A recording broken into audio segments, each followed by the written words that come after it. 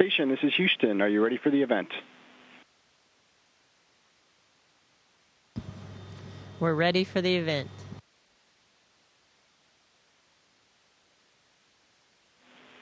Fox News Edge, this is Mission Control Houston. Please call station for a voice check.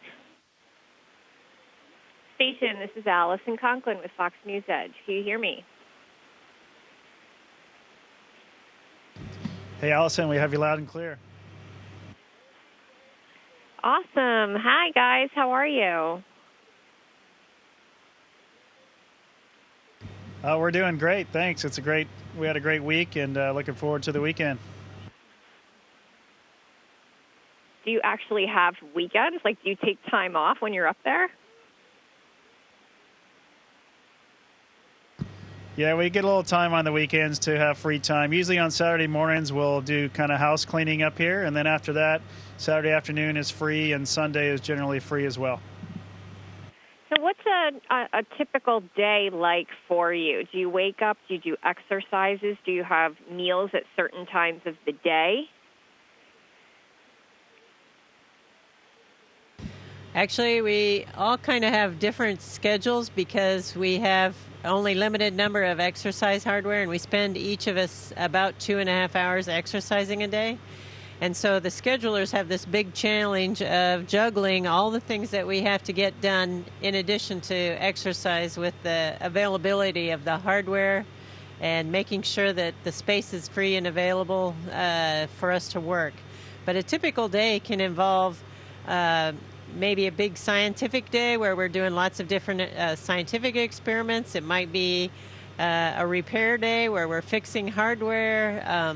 In general, we don't typically work together on things because we're each individually working on different experiments or different projects. So the fun part of the day is actually when we get together for the meals and get a chance to spend a little time together and talk about the funny thing that happened to us. That's awesome. So how many people are up there with you guys right now?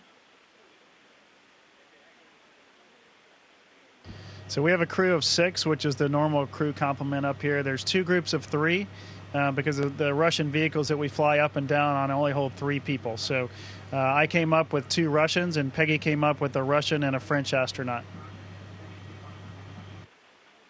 Do you guys talk about politics up there? Luckily, no. Yeah, luckily, no. That's a great answer. I wish I was up there with you then. So as I understand it, Peggy, you're going to be breaking a record soon. Talk a little bit about that and just your career. Well, I think the important thing about breaking records is not the fact that I'm the one that's breaking the record. It's the fact that we are still breaking records. Every day in spaceflight, we're breaking a record of a human presence in space. We're over 17 years now. Each day, we're breaking records. And as long as we continue to break records, I think that's really important. So it's great to break a record, but it's even better that the record is broken again, that we are continuing to progress and push the frontier. And Shane, as I understand it, you're wrapping up your time out there. How long is a typical trip? What was yours is about 5 months, as I understand it. And how long are other people up there for? So in general, we're up here about 6 months, and mine will be, I think, 5 months and 3 weeks, the way it ends up. And but in general, we're up here for 6 months at a time. I've been up here, I think, 4 months tomorrow, and Peggy will have been up here about 3 months tomorrow, and I got a couple more to go. So there's kind of a lot of traffic going back and forth. I mean, 3 months, she came up 3 months ago. I mean, how do you get back and forth? I know NASA's program is sharing resources with Russia, right? Yes, so right now we're currently using the Russian spacecraft to launch to the space station and return us safely home. However, all of our cargo vehicles are we have two different cargo suppliers that are commercial in the United States, SpaceX and Orbital ATK. And then we also have Japanese carriers that bring up cargo, and European carriers that brought up cargo, and Russian Progress vehicles that bring up cargo. And in another year and a half or so, we're hoping that we're going to have commercial crew capability provided by commercial vendors in the United States, so that we'll be able to bring up crew on board U.S. vehicles as well. So that'll actually be a step up. And one of the EVAs we're planning later, hopefully this month or next, will be to move one of the pressurized mating adapters. It's a docking port that'll be used for those commercial partners in the future. So we're definitely looking forward to the time when crew members will be launching from U.S. soil as well.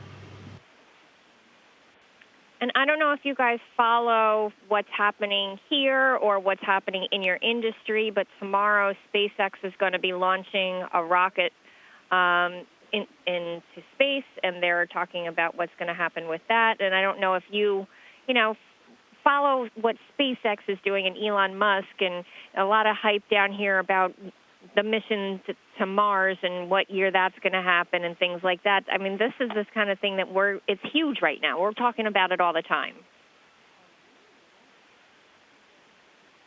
Well, that's encouraging. That's great news to hear. Of course, we are following SpaceX very closely because that vehicle is launching tomorrow, and it shows up here on Monday.